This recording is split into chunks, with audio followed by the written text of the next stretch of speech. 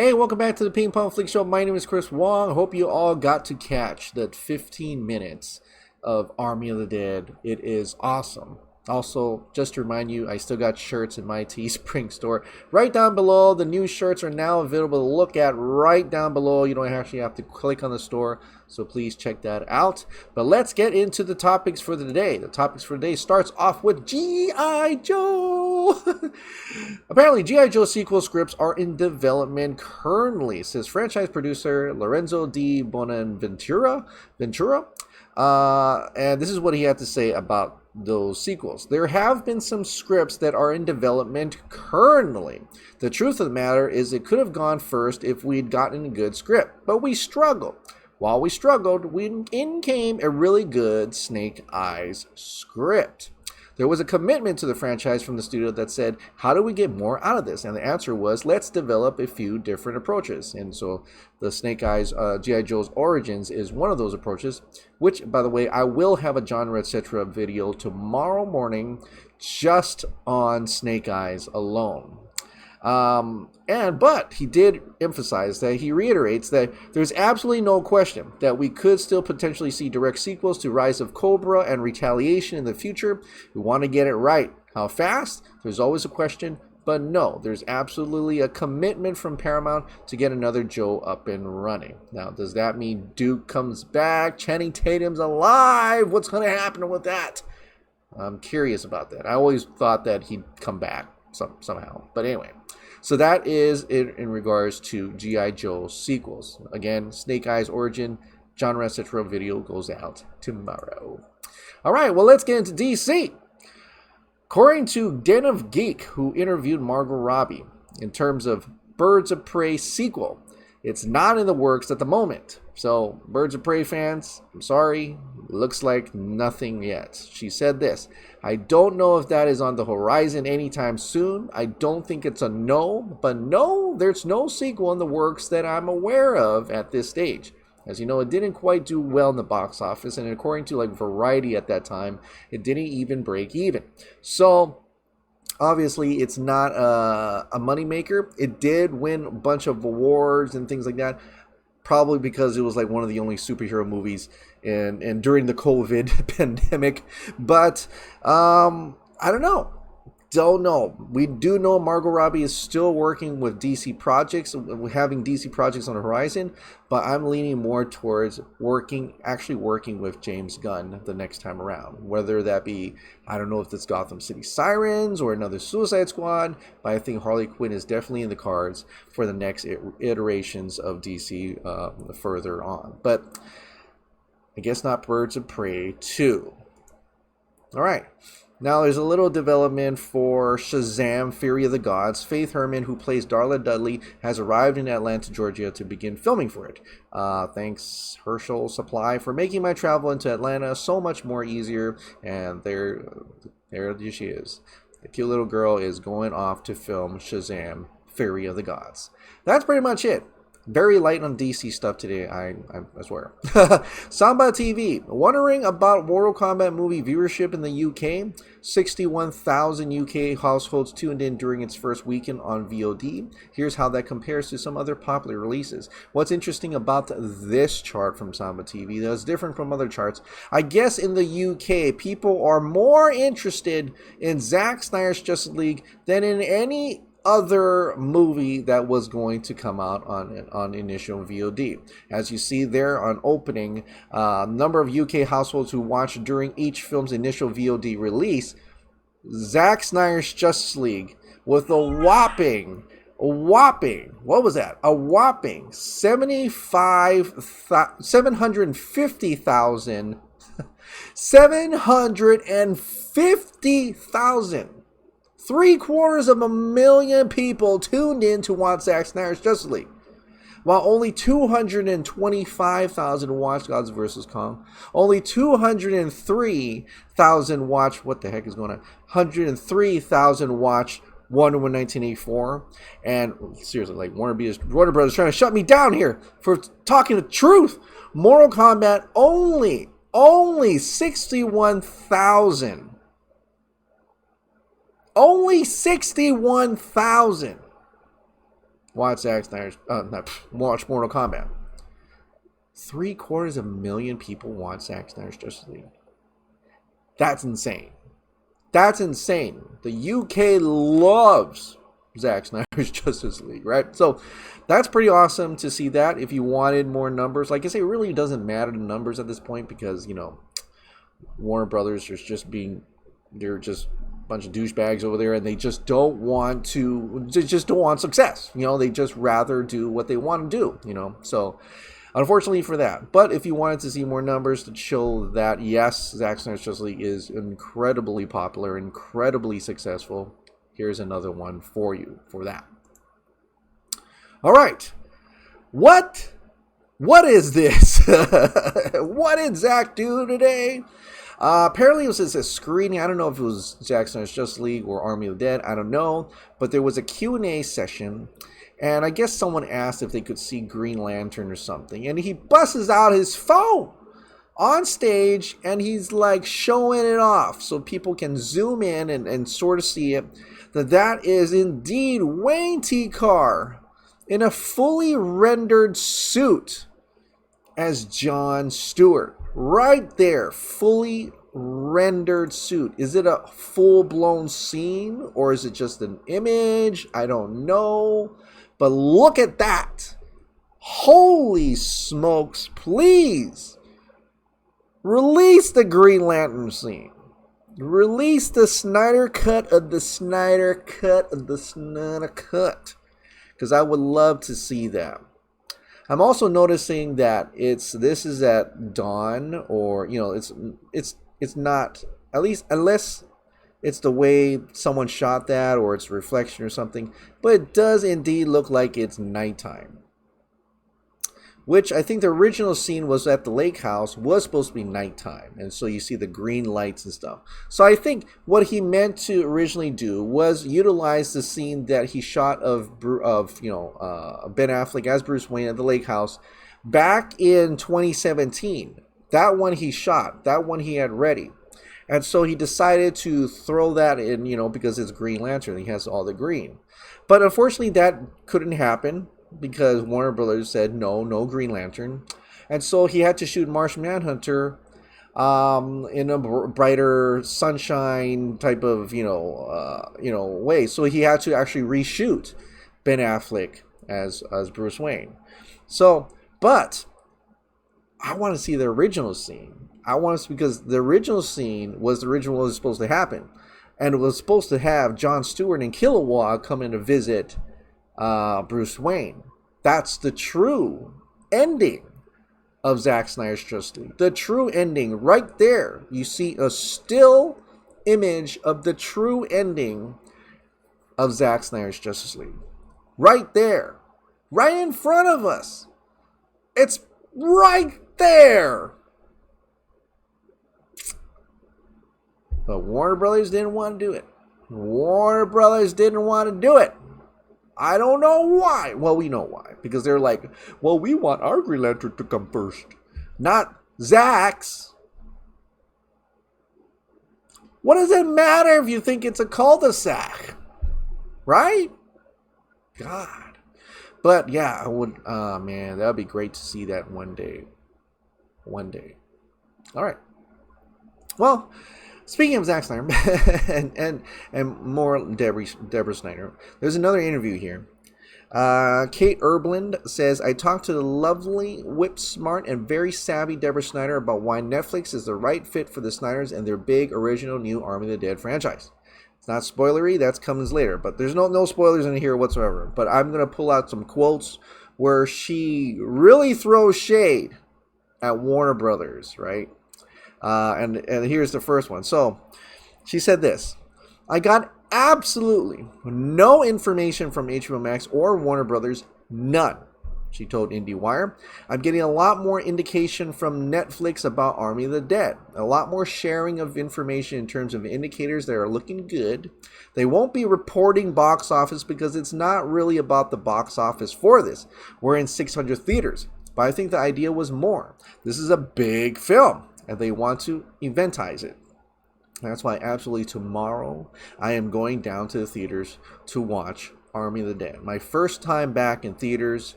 I'm going to watch Army of the Dead. So that's really cool. That's going to happen. So, but a couple other things she talks more about Netflix comparison to Warner Brothers. She says, I don't think would have been made had it not been for Netflix. What a streaming service like Netflix is doing is allowing stories to get told that wouldn't be getting told. Warner Brothers, for so many years, we couldn't figure it out with them. When we decided to make it, they had the opportunity to do so with us, but Warner's couldn't offer us the same budget that we could get to make it at Netflix. Everyone has to make these safe choices, and I feel with the streaming services, they're a little bit more bold and brash, and I think that's really good for filmmakers, which is interesting because when the Snyder Cut was announced, the Hollywood Reporter had this whole thing out, and they were praising Warner Media and HBO Max about how there's this, right for filmmakers, is good for filmmakers. Now, a year later, we're now getting an interview from Snyder's once again, but this time saying that Netflix is really good for filmmakers, in contrast to their other experience over on Warner Brothers, right? So that's oops. So much for directors, supporting directors' vision over there at Warner Brothers. But Netflix was also willing to do something few studios would. Greenlight a franchise, including 2 films and an anime series right out of the gate. So we already know about that, right?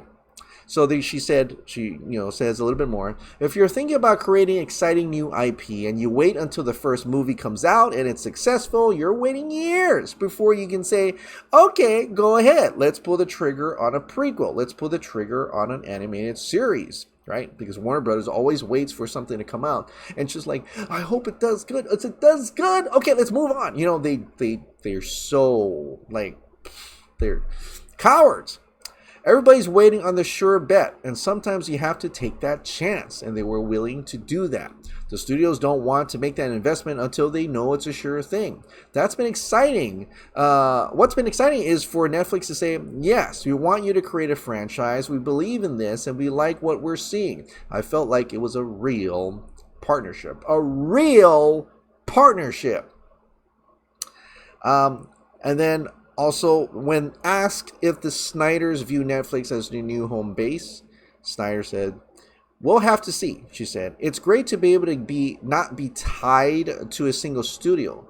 But at the same time, we've had this amazing relationship with our executives, with our marketing department. We like staying with people when it's a good partnership and you feel mutually supported. So I really hope to do a lot more with Netflix. So that's great. That's always great to hear them say that, right? That they're gonna. I think we are definitely going to get more things out of Netflix from the Snyders now. Seeing they just keep saying it's a great partnership and stuff like that, and we'll see what other things could come up with that. But I generally believe, and I think just from her words here, that that actually may happen a lot more. Like whether it be original sci-fi or whatever, I think it'll definitely happen. Now I forgot to put this up, but I'm going to throw this up right now. This is from Scoot. So what happened today was that Zack had a nice, look at his own filmographies on the Vanity Fair YouTube channel. So I'll probably link that in the description below for you, so you can check out the whole thing. It's really cool. He talks about his music video and whatever, and commercial, I think, and then Sucker Punch and all the Watchmen and all those, all leading up to Justice League. But there's a little bit here that is interesting, and I want to play it for you right here. What I think the best version of this would be. And so I went in and just kind of pitched them on finishing the movie correctly and Zack Snyder's Justice League and how we could market it and what it would mean to the fans and all that. And then they came over to my house and watched it. No one had ever seen this version of the movie. They were like, okay, we're inclined to do it. Okay. Did you hear that? Did you hear that? You mean to tell me that Warner Brothers never saw the movie and decided to change it to the Joss Whedon version? Decided Joss Whedon to come in. They haven't seen the movie.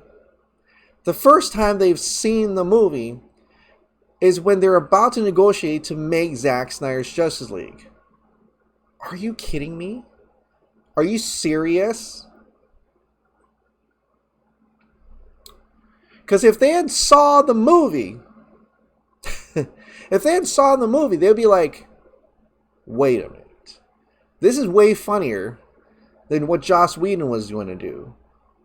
He was making, honestly, Zack Snyder's Justice League, it's 4 hours. But even cut down, it probably is more mainstream than, say, Batman v Superman. Okay? And they didn't even watch it? Wow. That's how much they thought of him.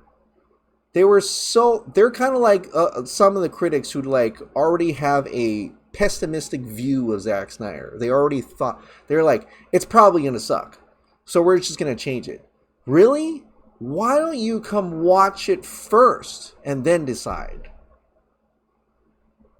That's amazing. I mean, that's just oh my gosh. So I heard that, and thanks to Scoot who put that out. Exactly, absolutely, you're right. You're right about that. In fact, I think he had some words to say. And then the truth is, here we go. They killed an entire movie that they hadn't even seen the movie and decided to remake it. tell you what I think. That's insane. That's just crazy. What the flipper, whatever. I mean, it's just, oh my gosh. Seriously? All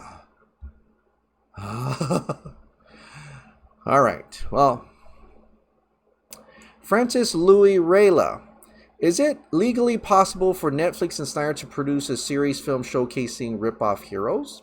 Like Alien Man is terrorizing and only Darkman, The Speed, Tin Man, among others, there are the last of hope of humanity. I mean, that was the purpose. That's the whole thing about my Zack Snyder's Original Justice, that editorial that I put out. Because, I mean, if it's just rip-off heroes, he can do whatever he wants because it's his whole thing. Behind him could just be a green screen backdrop like they do for many interviews. Well, actually, if you look at other volume or even that whole thing from The Mandalorian, the way that the background is moving, it's very slight, but you can see it. As the motion, you can tell that's volume and not just green screen. Warner Brothers, yes, they own the IP, but AT&T is still behind Zack Snyder's Justice League happening. If they want more, they'll push for it. Warner Brothers won't have a say or make a series. That's crossing all fingers, and I hope that happens. Finally glad you watched Superman Lois. Oh, thanks, man. I didn't even know you watched. I mean, yeah, it's enjoyable. Not many people are gonna be like, no, Chris, that's still CW. That's fine, but I think it's different from the rest. It would certainly be interesting if James Gunn were to direct a Deathstroke film with Joe Manganiello. With Gunn's love of humor, there's a chance we would get John Cleese for Wintergreen after all. I still wonder about that John Cleese. What was that all about? I don't know how I would continue with that. And yet, Zach, you have a synopsis, don't you? Well, I guess if he were given the go-ahead, yeah. So Variety at last gives us numbers for March 19th. Wasn't that the second day it was on HBO Max? What were the numbers for the 18th Variety? Well, that's Variety, but it's actually from Real Good. And we've had some numbers from that before. But yeah, the dates are all kind of messed up in that sense. It's all like, it's almost like nonsense. Why is it slow today? I wonder what Toby has against Zach. Did Zach accidentally eat his cookie? Did Toby's Hollywood crush only have eyes on Zack and that hurt him? Where did this stem from? If it's not about money anymore, what is it about? In any case, restore the Snyderverse. I don't know. Maybe it's just him. It's a power trip. Like he's like exerting his power, and Zack's like, well, no, I still want to. I think it's better this way. I think it's better that way. And right now, of course, probably because they're making them look absolutely stupid. So, if the video is age restricted, shouldn't this be too? Is it? I guess it should have been, but I don't know. I never had any problems. Lesson for the ages. Wait to make out until you're not driving. Otherwise, you better hope it ain't that good, or you will crash. It might even kick off the zombie apocalypse. By the way, for a bit there, I was wondering if the newlywed bride was going to be the zombie queen, Athena, but guess not. They just went, done. Love the zombie king looking at the statue of Zeus, and he'd be like, I am inspired. And I love how the song goes, watch out, Elvis, amidst the sight. Yeah. Army of the Dead tonight and the night after. Oh, the night after, Justin. That's awesome. I can't, though, because it's actually expensive. One ticket for tomorrow, $18.50 for one ticket. Here in Hawaii for me, $18.50. So, yeah, I really can't be watching it twice. I will watch on Netflix, though. I loved it. Also, the dark humor was on point, already full of Zack Snyder Easter eggs. Did you catch the 2 UFOs in the sky at the beginning? No, I didn't. I got to go back and take a look. I will definitely look out for that in the movie theaters. Oh my God, I used to watch it when I was little. Try to buy the DVDs or Blu-ray, but they're so expensive. This is great news. Yeah, Ultraman, the movie.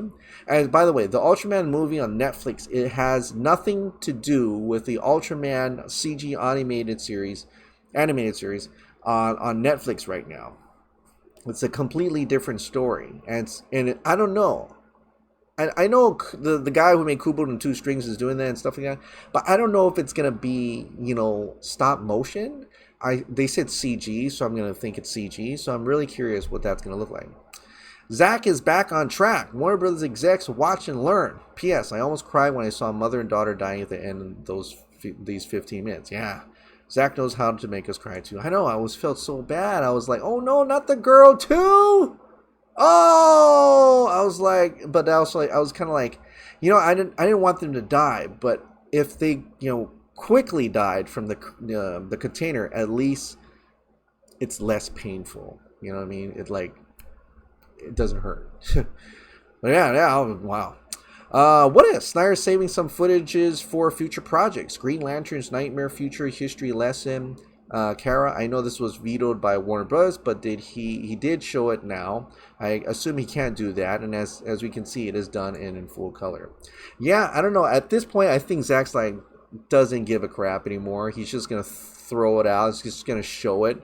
And he's like, "What are you gonna do? What are you guys gonna do? I'm over here on Netflix." so I don't know. I think he's just going to throw things out there. I don't know what else he has in his pocket, but I think that was one of the biggest ones. Absolutely one of the biggest ones he had in his pocket. So yeah, Jon Stewart, Green Lantern scene. Release the Green Lantern scene, please. All right, well, I'll finish it with that, and tomorrow I will drop the Snake Eyes genre, etc. And then I will also have a quick reaction and maybe even review of Army of the Dead once I get out of theaters. All right. Well, thank you so much for watching. Like I said, if you absolutely love this daily dose of entertainment, news, and content, please click the like button, hit the subscribe button, ring that notification bell, keep this hot dog light on, and I'll see you next time. Bye.